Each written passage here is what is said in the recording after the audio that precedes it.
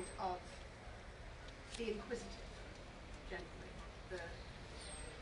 And I wanted to know what were you talk about growing up with a grandfather who was a vicar, and then, of course, going back to the Bible for this book. What were your authorities in the making of this book?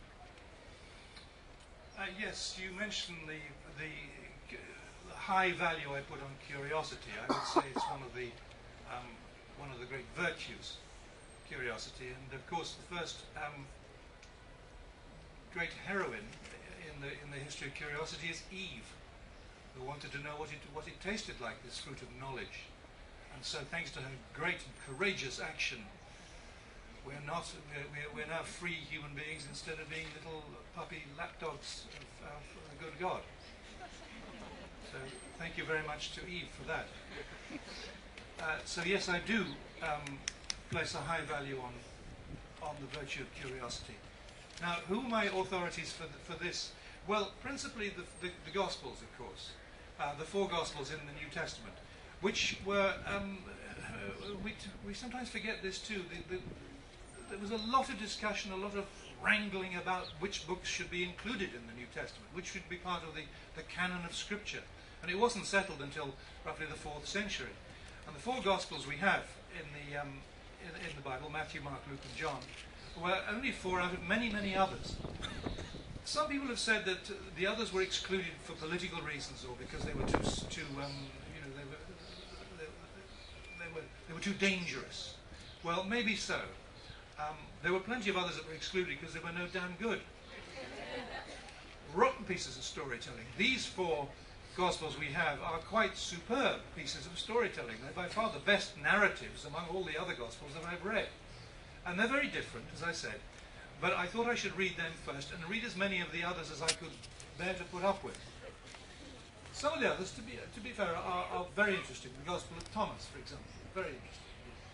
And some of the others that have charming little tales of the boyhood of Jesus, which I stole for the purposes of this. So I read those Gospels. I thought I should not read too much biblical scholarship because there is so much of it that I could spend the rest of my life and I would barely be skimming the surface. I thought, though, I should read something from the 19th century critics. There's Renan, for example, but the one I went for was David Strauss, whose Life of Jesus, critically examined, looks at the story of Jesus' life from the point of view of mythology, oddly enough, in the light of Camigale's series. What was mythological and what was probably true? I found that very interesting. I didn't read very much further than that, although I did read the modern scholar Geza Vermesh, who is a very brilliant and outstandingly knowledgeable historian and critic of biblical texts. That's about all. But because there wasn't time to do any more, and I didn't want to confuse myself. Also because I have found when writing the Amber Spyglass, the third part in his Dark Materials, I found myself in a very peculiar fix.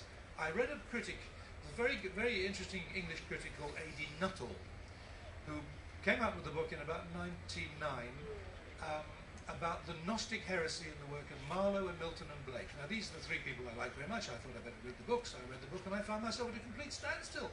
I couldn't write another word because I was afraid of contradicting this doctrine or forgetting that heresy or doing this. I was immobile. And it wasn't until I remembered the words of Blake, I must create my own system or be enslaved by another man's, that I was able to leap free of it. With one bound I was free. So I vowed never to make that mistake again. So if you're writing a novel, don't read critics.